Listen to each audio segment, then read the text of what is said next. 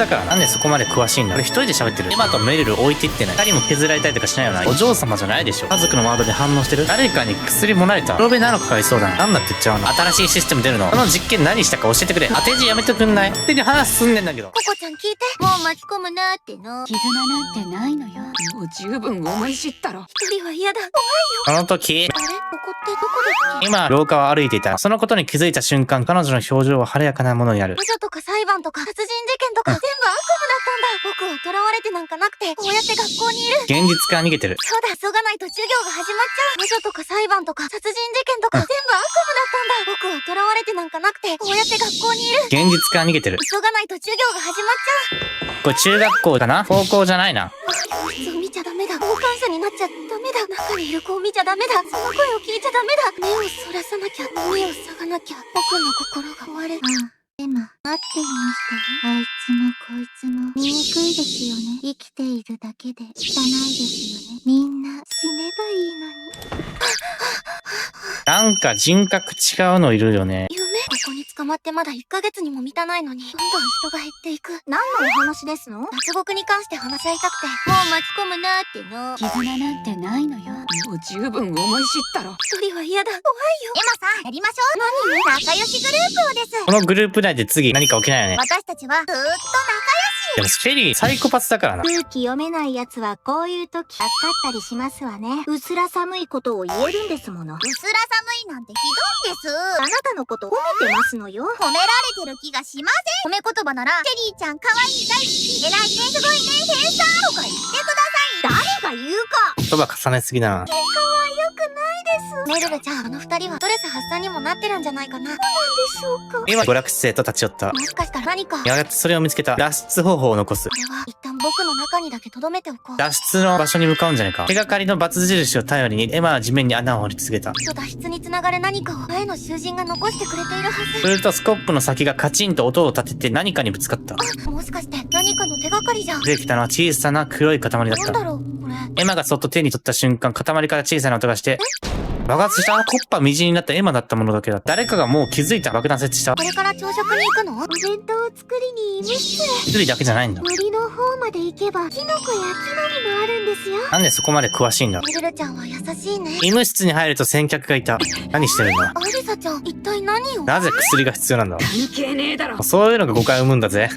例の物はどこだよ。常連か？薬もらいに来てるの？何か症状を抑えてる？例のブツ？渡せません。ああ、おめえ逆らうつもりかよ。アリサはメルルの胸ぐらを掴んで凄む。話が見えないんだけど、乱暴なことはやめて。来た。メルルちゃん、大丈夫？メルルちゃん、アリサちゃんと何かあったの？どうやらアリサさんは大量服用しているみたいで。脱出しようとしてる。大量服用？これって良くないよね。私は加害者です。それが睡眠薬です。液体なんだ。アリサさんのお気に入りになってしまって、この薬を隠したんです。睡眠薬が重要になってくる。メルルちゃん、お弁当作ろうか。今日はピクニックですもんね。作りましょう。私は材料を出してくるので、エマさんは薬を片付けてもらってもいいでしょうか？もちろん。すごいたくさんの薬がある。いろんな薬があるんだね。何に使うものなのか、用途不明の薬も多かった。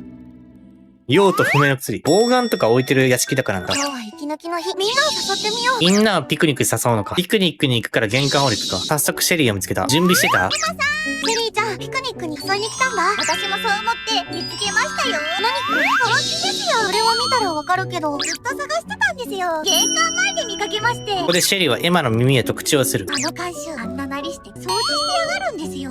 掃除してる？働き者ですよね。見られたくないのかな？新情報が手に入ってホクホクです。でもそのほうきを一体何に使うの？僕が知らないだけで、世の中ではピクニックにはほうきが必需品。それはお楽しみです。私は先に行ってますね。怪力の芸でも使うのか？どうしよう、理解できない。何それ、ウケる。誰と喋ってる？マジなん？ちょっと詳しく聞かせてよ。大丈夫大丈夫。私暇だし。通話してない？で、そうきたか。通話してる人のノリだな。こんなに笑わないでしょ。これ一人で喋ってる？ココちゃん、一体誰と会話を？そのスマホ、外と繋がってるの？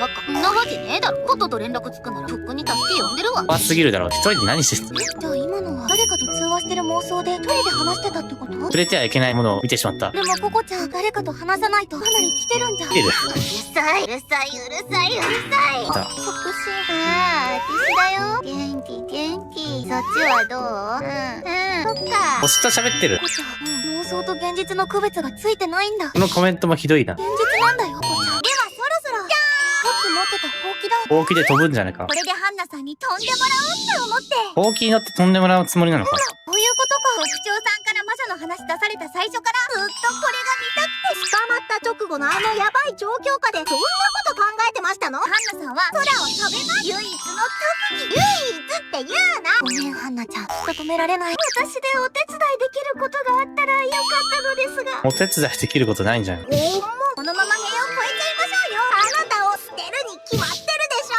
捨てないでください。くっつくなですわ。離れません。苦しいですわ。バカ力。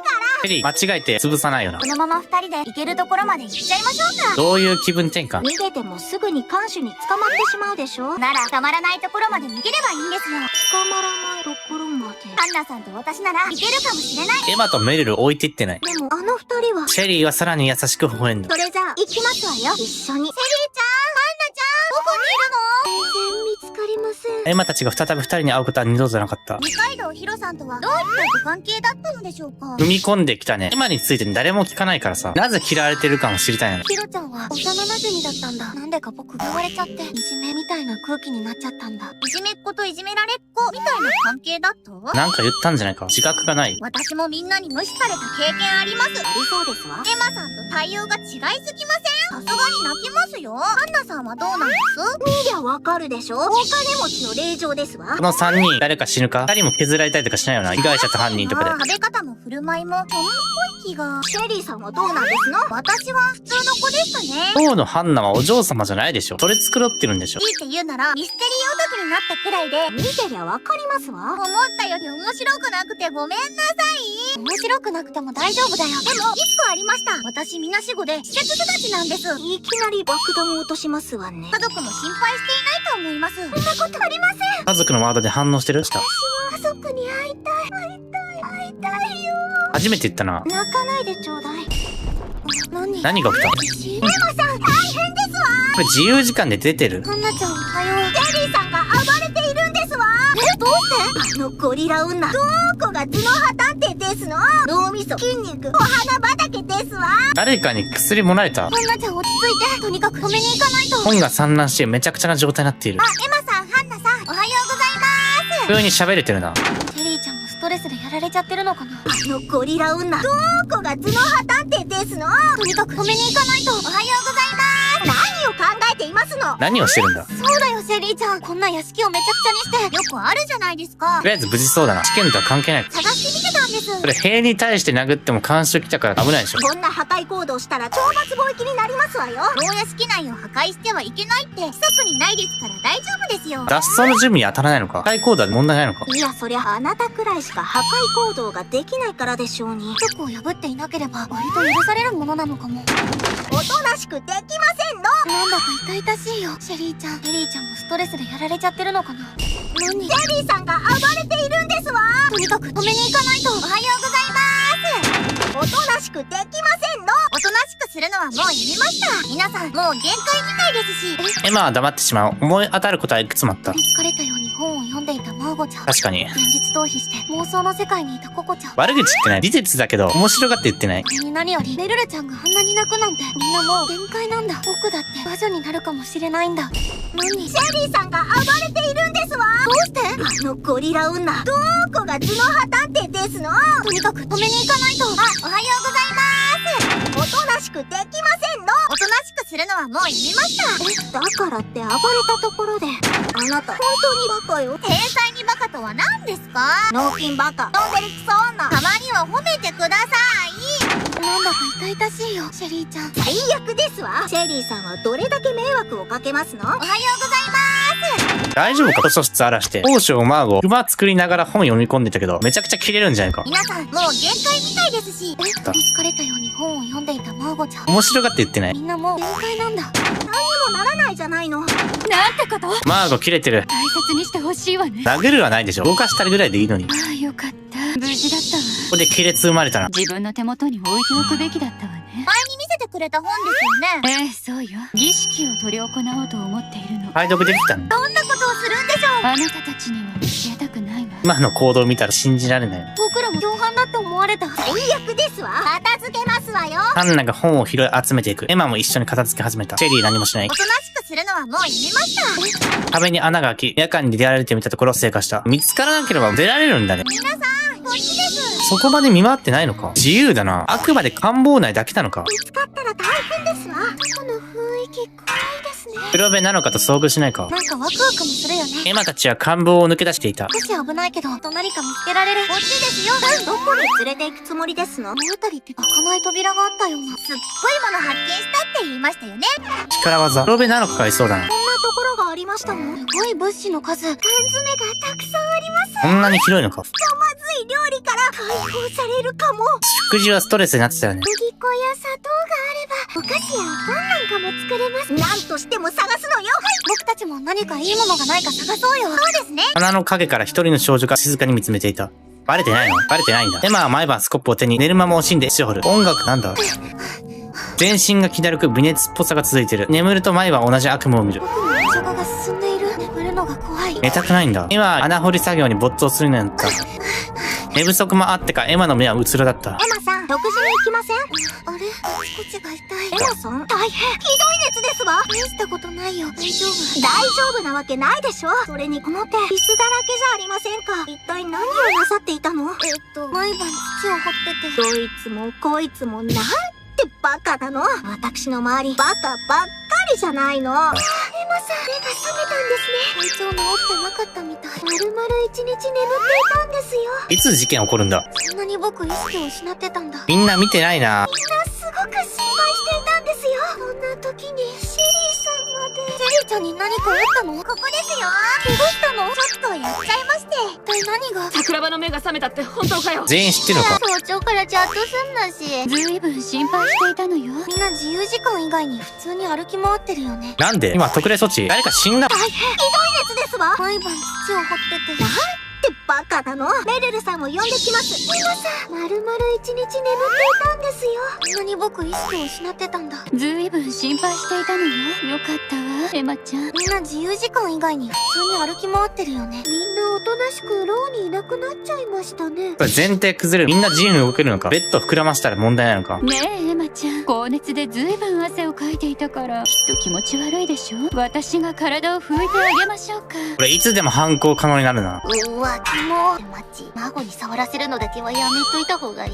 食堂からなんか持ってきてやろうか。シェリーちゃんはリンゴが食べたいでーす。おめえに言ってねえよ。エマちゃん、ほら、脱ぎましょう。絶対やめといた方がいいって。マジコはここに来てから一番怖い。皆さん、病人怪我人のいるところでは静かにしてください。そんな状況で殺人起きるのか？僕らに絆があるんだ。ここには誰もいないかな？まだハンナが残ってた。裁縫してる？ハンナちゃん？あら、エマさん。びっくりしましたわ。なんだろう。何か作ってるな。プレゼントか？エマさんが少しでも元気になるようにプレゼントを作っていますの。自分で縫ってるのか？プレゼント？全然大したものじゃありませんから。私、先に行ってますね。ハンナは立ち去った。どこ気になる？エマはゲストハウスの並ぶとサラマンダの間の中へ立ち入った。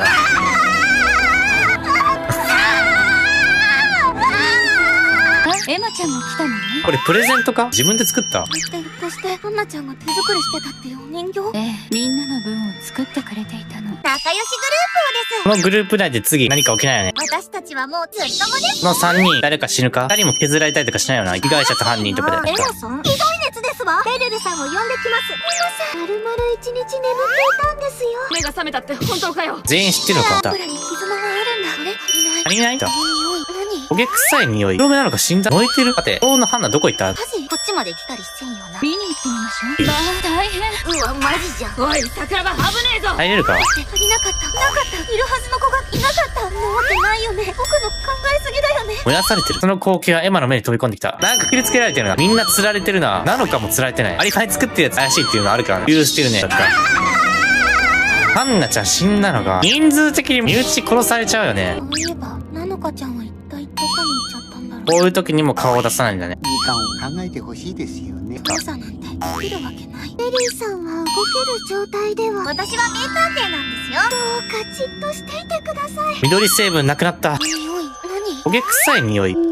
黒目なのか死んだ？火事ってまさかこっちまで来たりせんよな。心配ね。見に行ってみましょう。僕も行くよ。私も。ベリーさんはダメです。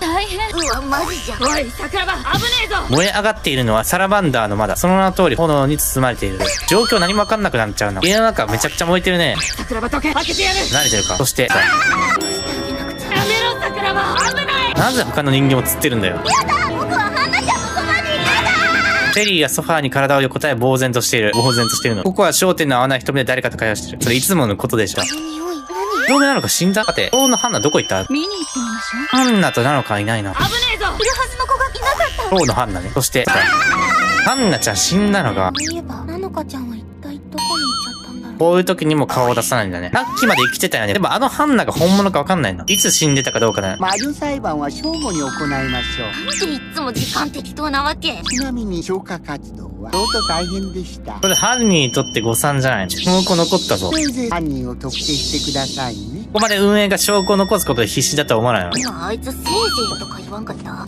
適当の極みみたいになってね。僕はハンナちゃんの死の真相を確かめなきゃいけない。ハンナちゃんのために。どこ気になる？水星の前、地星の前も関係あるの。2回全く関係ない。今回1回だけなんだ。なんだって言っちゃうの。ココちゃん、一体誰と会話を？そんなわけねえだろ。今のは誰かと通話してる妄想で一人で話してたってこと？皆さん、もう限界みたいですし。現実逃避して妄想の世界にいたココちゃん。悪口言ってない。美術だけど、面白がって言ってない。そして、ここは焦点の合わない瞳で誰かと会話してる。それいつものことでしょ。魔女裁判は正午に行いましょう。なんでいつも時間適当なわけ。エマはノームの前に入った。ココちゃん、ここで何を？マッチ。私寝不足でさ、ちょっと仮眠取っておこうかなって。てっきり捜査に出たと思ってたのに。私も調べようって気はあったよ。でも気持ちよさそうなベッドが目に入って。そっか。何その目。別にいいだろ、ほっとけよ。ココちゃんはもう仕方ない。他のところを探そう。毎晩、あいつヒステリックに騒いでたし、いなくなってせいせいするっつうの。ストレス溜まってた。自殺の可能性もあるってこと？皆さん、こっちです。黒部なのかと遭遇しないか。すっごいもの発見したって言いましたよね。力技。黒部なのかがいそうだな。何かいいものがないか探そうよ。そうですね。鼻の影から静かに見つめていた。バレてないの？バレてないんだ。あの部屋は隠れられるのか。テリーちゃん、怪我したの？ちょっとやっちゃいまして。やれし、怪我したの。7日以外全員いるな。この匂い。焦げ臭い匂い。黒部なのか死んだ。そして、ナノカちゃんは一体どこに行っちゃったんだろう。こういう時にも顔を出さないんだね。倉庫。日中にもかかわらず中に入ることができた。鍵が壊されていたのだ。誰が犯人か予想できないな。こんなところに来ても何もないかもしれないけど。物陰から音が聞こえる。ナノカちゃんはずっと探してたんだよ。近寄らないで。この牢屋敷の誰も信じていない。あんだけ黒幕側とか原神見て間違えておいて。ナノカちゃん、ここに隠れてたんだ。ナノカは倉庫から出ていった。あれって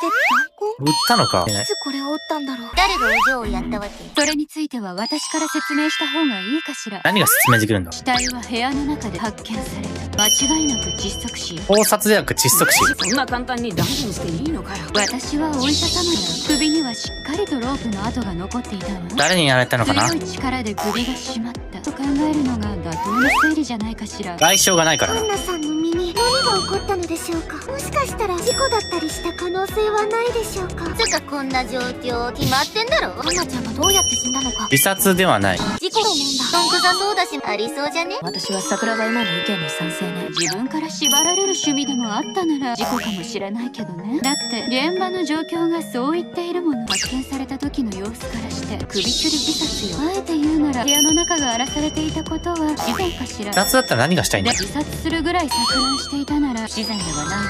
これらは全て自殺として説明できること。マーゴちゃんの主張は自殺。話を聞いてみよう。何を突っ込めばいいんだ。どうして自殺なの。疑問。これで証言引き出すのか。自殺。それは簡単よ。現場には輪を作ったロープが吊るされていたわ。それに死体の周りに吊るされていたあの人形。人形の意味もわかんないよね。私たちじゃなくて人形を連れて行ってくれたなんて、あの子に優しさを感じるわね。私としては自ら命を絶った線も追いたいけどね。でも外から火つけたんでしょ。時系列わかんないな。あいつが自殺したってのか。それについて少し話しましょう。僕は寝込んでもいたし。皆さん、詳しい説明を控えていることがあります。何これ、新しいシステム出るの。もし疑問に思ったことがあったら、推理のヒントになるお話が聞けるかもしれません。詳しい説明、証言を引き出したりする。ありがとう、ベルルちゃん。何の説明。興味深く話を聞いてみよう。何を突っ込めばいいんだ。アンナちゃん、どうして自殺なの。疑問。これで証言引き出すのか。自殺。それは簡単よ。死体の周りに吊るされていたあの人形。ハンナちゃんは寂しかったのかもしれないわね。それだとアリサの人形が別の部屋にあった理由が説明できないよね。自殺では説明できないことあった。事件にあった大きな不自然。それは火災なんだ。洪水地震ってなかった。中から放火するなんていじらしい乙女心じゃないかしら。いや、外からだね。火災の火元は外。それはこれだよ。燃えた痕跡。それは何かが燃えた焼け跡だよ。間違いねえよ。あれは外から火をつけられたもんだぞ。共有されてない情報もあるんだね。明らかな不審火なのは確かだわ。本当に考察なのか。一足死。火の煙で死んだわけじゃないよな。それならやっぱ怪しいやついるじゃん。一番火を使えるやつがいるね。放火って言ったら簡単にできるやつがいるじゃん。てめえ、うちがやったって言ってんのか。だって一番怪しいんだから疑うのは当然じゃん。真っ先疑われるよねう。ちがやったって言ってんのか。燃やして証拠隠滅しようと思ったって簡単にできんのはあんたしかいねえんだよ。それは証拠隠滅だよね。現場には燃やしたくなるほどの重要な証拠があったということなんでしょうか。そんな証拠、本当に残されていたのかしら。部屋が燃え尽きなくてよかったです。証拠が燃えなくてよかった。でもさっきの話に違和感がありませんか。違和感、それってその重大なショックがあった。証拠はあったんだよ。僕たちが見たら犯人はすぐ分かっちゃうようなものが。そんなもの今気づいてないからな。で、それは一体何なの。じゃねえし、具体的に何なのか聞いてんの。燃えてないなら今も現場に残ってるはずですよね。ズバリエマさん、その証拠とはその死体とか。痕跡は残っていたかしら。でも私も考えてみた。体調が優れないなら休んでていいわ。あなたがいなくても議論はちゃんとできるから。戦力外通告。でもさ、体調悪いんですか。だって現場の状況がそう言っているもの。密室殺人だからね。僕は寝込んでもいたし、そもそも死んだ時間もわからないですし。ああ、それなら大体の見当はついてるわ。本当ですか。自由時間行動外。まず間違いなく深夜でしょ。昨日私たちが魔法の実験を行っていたの。ですか。私たちマーゴ以外にもいたの。文字を解読して読めるようになってきたの。知らない情報出てくるな。今回何も知らないんだよな。寝てたから意識で人形吊るしてた。アリサちゃんとココちゃんに協力してもらって魔法の実験をしていたの。マジで迷惑。ただのヨタ話だとは思ってたけどな。あら、魔法が存在するのよ。本の内容が本物でも不思議じゃないでしょ。まあ実際はな、もう来なかったけどね。あら、どうかしら。もしかするとそれが命を奪ったのかもしれないわよ。知らないうちに良くないものを呼び寄せてしまったとかね。呪いみたいなことあるわけ。私たちは魔法の実験をしていたのよ。ハンナちゃんはその時点であの部屋にはいなかった。深夜って鍵かかるよね。看守が鍵をかけてるから密室なんだよね。何があったの。昨日の晩、そろそろ戻りましょうか。看守入ってきた。看守さんの鍵ですか。閉じ込められる可能性ある。前みたく看守が関わってんじゃね。看守の行動を利用してる。もしかしてまだ疑ってます？弁明したらいいんじゃないかしら。そう言われると思って対策はしておいたんですよ。対策。看守の顔をよく見てください。看守の顔、耳塞いでる。あの目の部分、監視カメラになってるんですよ。監視カメラつけたんだ。ずっと私らのこと見張ってるってこと。いえいえ、あくまでも常に見ているだけです。極調な発言に信憑せますよね。昨夜、鍵は確かにかけられました。本当に鍵盗まれてないならそうだよね。それを映像で証明できる。そうなるとおかしいわね。ということは、つまり変質殺人。またトリックあるな。密室なんて存在しないわ。二つだったら密室だけど、鍵は確かにかけられました。そうなるとおかしいわね。すでにいたとかじゃないよな。空中にいたの。いつからいたんだ、ハンナ。深夜に入ったのか。つまり変質殺人。密室なんて存在しないわ。謎を暴いてこその密室なんですよ。なら話し合いましょう。その机上の密室を解体するために。なのか何したか。私は協力してもらって魔法の実験をしていたわ。無理やり付き合わされただけなんですけど。うちだってそうだよ。その結果、ハンナちゃんが死んでしまった。きっと呪いが彼女を殺したのよ。魔法が存在する世界だから。呪いなんてそんなもんあるわけねえだろ。この場に当のハンナはいなかったのね。いたら気づくに決まってんだろ。それって証明できないですよね。見落としたのかもしれませんし。空中にいたならねも。しかしたら隠れていたのかもしれませんよ。もしくは3人が口裏を合わせているとか。ふざけてんじゃねえぞ。可能性の話ですってば。ここじゃダメですよ。何のためにいたんだろう。重要なのは何があったかだよね。ハンナは魔法で召喚された。召喚はないだろ。魔法で窒息したのか。じゃあもしかするとハンナちゃんは魔法でいや違う窒息させられたのかも。いやマッチしたいみたい。ボーナの首にはロープの跡が残ってた。魔法で窒息したにしては物理的な証拠が残りすぎてるわね。冷静に指摘されて。魔法で操られた。もう操る人もいないからな。昨夜この部屋に鍵をかけられた時、中にいなかったということが証明されたということね。でもそれってどういうこと。これはもう不可能犯罪ですね。昨日の晩から誰も入ることができなかった。鍵も誰も盗んでないもんね。でも朝扉を開けるとここには死体があった。鍵開けれる前に入って死んだの。でも一つだけ分かったことがあるわ。死んだのは夜間。これは確定したはずよ。確定情報なんだ。なぜなら彼女の死体は部屋になかった。つまり夜の間に死んで密室の中に入り込んだってことですよね。どうやって入り込んだんだ。窓からは入れないんです。そういや、夜に大きな音を聞いたな。それ初めて聞くぞ。ちょっと寝つきが悪くてな、外を歩いてたんだ。あら、規則違反よね。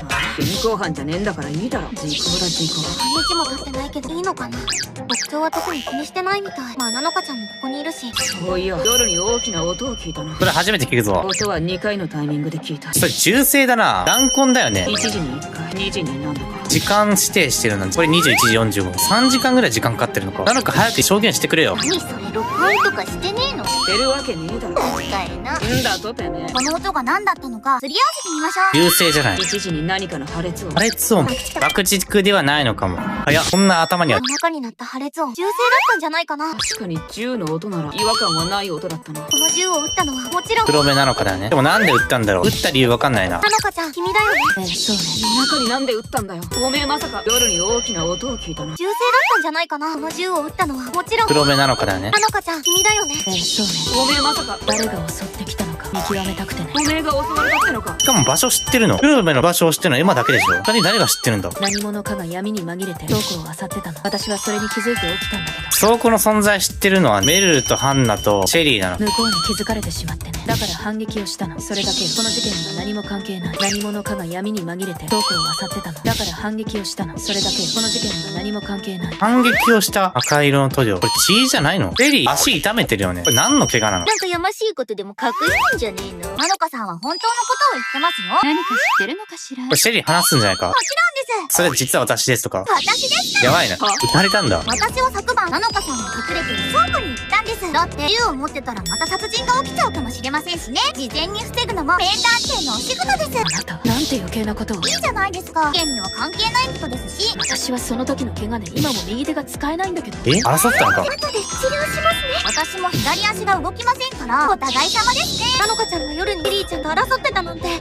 ってんの？私にも密室は突破できませんよ。ならそこの怪力ゴリラが鍵を壊してたとかは？いや、鍵壊されてた可能性あるな。リリーちゃんの怪力なら、少し下がっていてください、エマさん。怪力で壊すの？扉の鍵は簡単に壊せるよね。そんな野蛮なことしませんよ。空海の音で壊したのか？鍵を壊したんだったら、壊れた形跡が残ってるはずですよね。そんな跡はなかったな。その線もないでしょうしね。鍵を壊したわけではなさそう。もう、エマさん、言いがかりはやめてくださいよ。どこなくなった取られちゃった。ゲストハウスに誰かが入った痕跡はこれだよ。人形？それって人形が位置変わってるから。血の人形。この人形がロームの間で見つかったんだ。これには血がついてる。待って。血ついてるんだ。血ついてって書いてないでしょ。避けてんじゃねえぞ。何言ってんだ。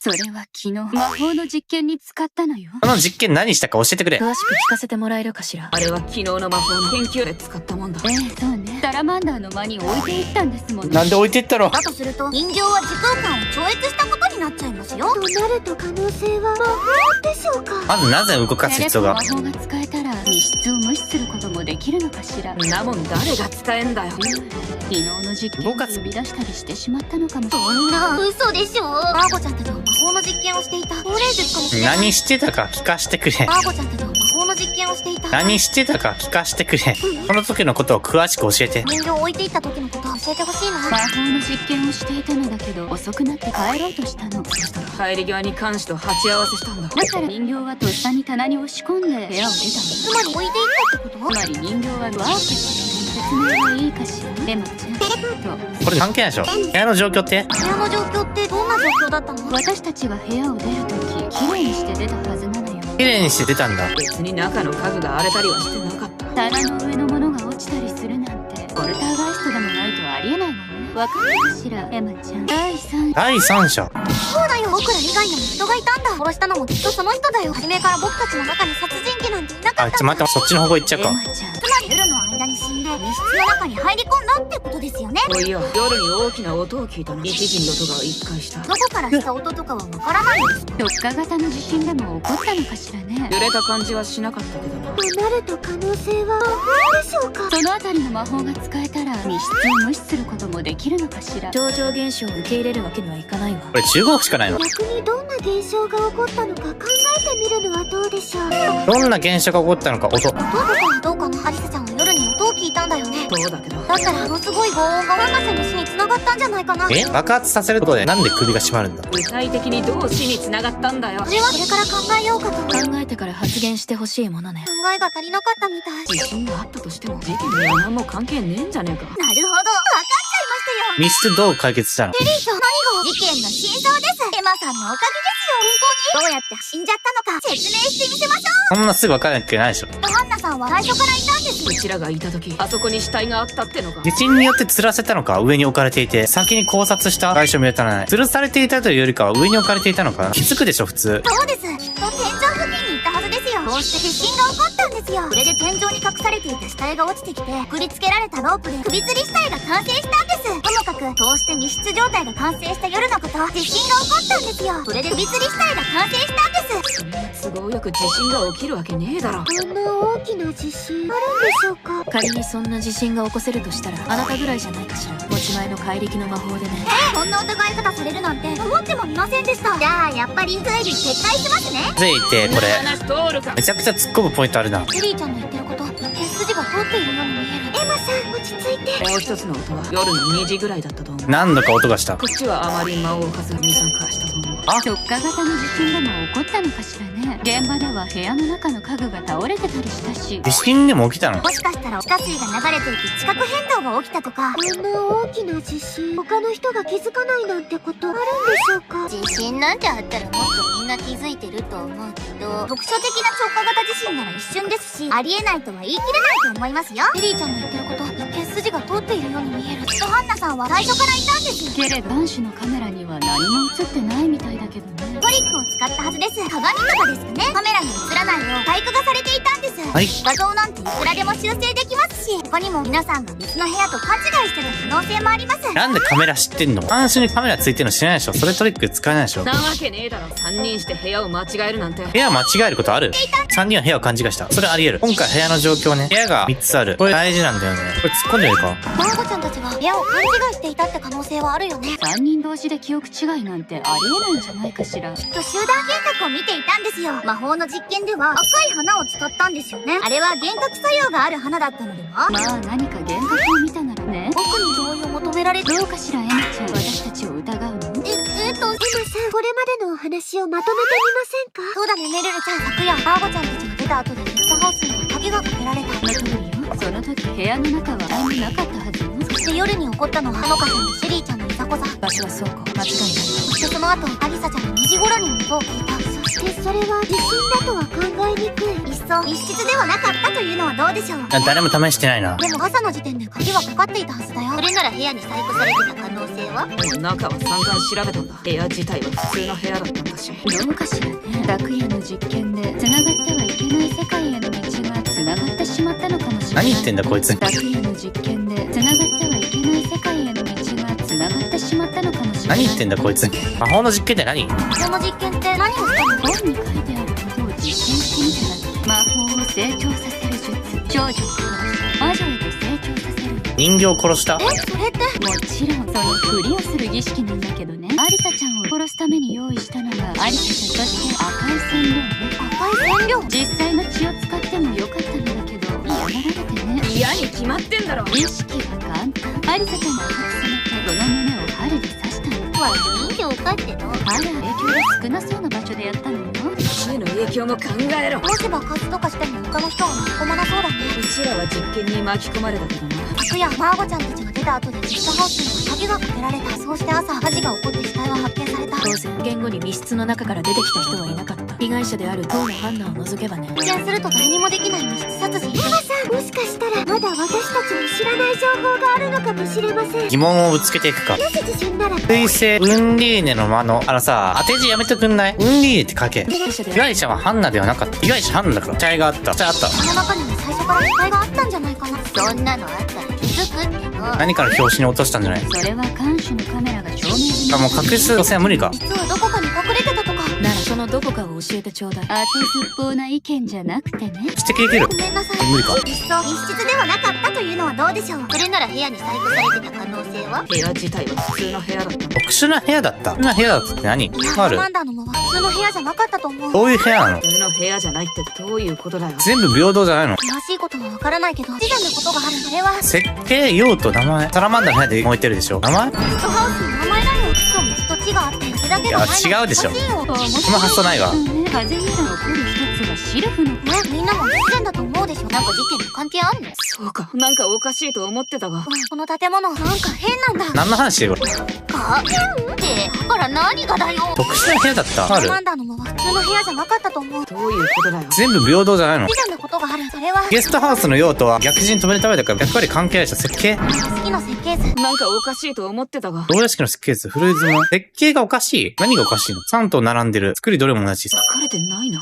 この建物なんか変なんだ。何が書かれてないの？何の話してるこれ。変ってだから何がだよ。スマホの方の牢屋敷のマップを見てほしいんだ。紙の設計図の方のゲストハウス一応これ見せて。フルーズ名見せろ。アイテムとしてしか表示されてないから。これはもしかすると後から建てられたんじゃないでしょうか。そう考えればつじつまは合うはず。つまりこれが密室トリックを破る鍵となる。さすがですエマさん。あと少しで真実に手が届く。勝手に話進んでんだけど。この部屋には特別な仕掛けがあったのは間違いないよ。そんなん何も見つかってねえぞ。私は桜庭エマの意見に賛成。やっぱり隠し通路でしょうか。実は扉の鍵の開閉が操作できたのか。視覚をごまかすような仕掛けがあったとかはどう？こんなん言い出したらもう何でもありじゃん。だったらもういっそワープ装置でもあったってことにする。そこまではいかなくても、あの建物自体解体が可能だったとかはどうだ。解体あり得る。みんながいろいろな可能性を考えてくれてる。一体何があったんだろう。不自然でない仕掛けがあったのではないでしょうか。不自然じゃない仕掛け？みんなの言葉を信じるんだ。部屋を組み立て直された。本当に？もしかしたらゲストハウスは簡単に分解できたのかも。例えばどんな風に？スイッチをしたら壁がパターンって倒れて。いや本当かよ。あるとすれば隠し通路でしょうか。通路あるの？一体何があったんだろう。エマさん、不自然な仕掛けがあったのではないでしょうか。不自然じゃなくて、はい、今回の事件では効果的に使える。そんな仕掛けです。意味なくても今回で使える。この仕掛けあるのかな。通路あったの？やっぱり隠し通路があったんだよ。そんなもん見つからなかったって。でもアリサちゃんが見落としてた可能性もあるよね。心当たりでもあるというの。そういうわけじゃないんだけど、ほら、例えば壁紙を剥がした先に扉があるとか。いや、そんな扉あったら外側から見てもわかるだろう。やっぱり隠し通路なんてなかったんじゃね。だからそう言ってんだろ。こっちが信用ならねえってのか。アリサちゃん、なんだか悲しそうにも見える。傷つけちゃったかな。ごめんねアリサちゃん。特別な仕掛けがあったのは間違いないよ。もう何でもありじゃん。だったらワープ装置でもあったってことにする。入れ替わったりするやつ。入れ替わり行われたってどういうこと？あ？入れ替わり行われた？ココちゃん、それだよ。何が？現場では入れ替わりが行われていたんだ。はあ？あの部屋で入れ替わってたもの、それは？バクは無理でしょ。建物じゃない。あの部屋では建物自体が全部入れ替わってたんだ。どういうこと？建物ごと簡単に移動させられたとしてもおかしくないはずだよ。何言ってんの？そんなことありえんの？理由で移動させたとかあんの？可能性としては考えられると思う。クレーンで吊り上げる住居も存在する。そんな発想なかったな。建物を移動させるということも不可能ではないはずだ。建物を移動させる逆すぎてな。この2つの部屋が建物ごと入れ替えられていたとしたら密室は崩れる。待って、頭パクってきてる。元から死体はあったのか？不正の間に。ここで儀式を行ったんでしょ？鍵閉められた後に入れ替えたのか？部屋ごと死体を持って行って燃やされたんでしょ？すでにドアがかかる前に殺されてた。違う部屋で。じゃあお嬢の死体はあの部屋ごと持ち上げられてたってこと？部屋の入れ替わりを証明する証拠はあるんでしょうか？写真を調べる。まあ、写真が一番状況として分かりやすいもん。監視のカメラに撮られた映像とサラマンダーの写真だよ。これを比べてみてどうなる？写真だよって言われても。建物が動いたことが証明できるはず。隠する場所は家具。中の家具も全部入れ替わってるはずだよ。いや、それないでしょ。じゃあお前にその見分けがつくのかよ。3つの部屋の家具は共通のものだった。比較するのは不可能よ。エマッチの頭は誰と比較したらいいの？タルビア。これいつもは俺な。何窓何が違うの？あ、火の位置か。全然気づかなかった。これ暗すぎて何も気づかないな。この写真とこの写真の時点で分かるんだ。お嬢の死体は部屋ごと持ち上げられてたってこと？これなら全部のつじつまが合うはずだよ。これじゃあ詳しく話し合ってみましょうか。でもどうやって移動させたの？理由使ったの？何がしたいんだ犯人。意味が分かんないな。いや、怪力か？ずっしりになったのはそういうこと？怪力で部屋を移動させたのか？シェリーマジで言ってんの？グループの身内同士でやり合ったの？シェリーが犯人なの？そうでしょ？シェリーとハンナが外に出てから帰ってこなかった理由つくけどな。写真を調べる。この2枚の写真、外に見えてる風景の角度が少し違っているんだ。確かに少しだけずれてるような。であればエマちゃん、それができたのはラーメン。それができたのは一人しかいない。これはマジか。そうでしょ？大きなものを動かせるとしたら魔法を使わなきゃ無理だ。この中でそれができるのは怪力の魔法が使える君だけ。立花シェリーちゃん、君が犯人だ。足怪我した状態で。この水流には穴がありますよ。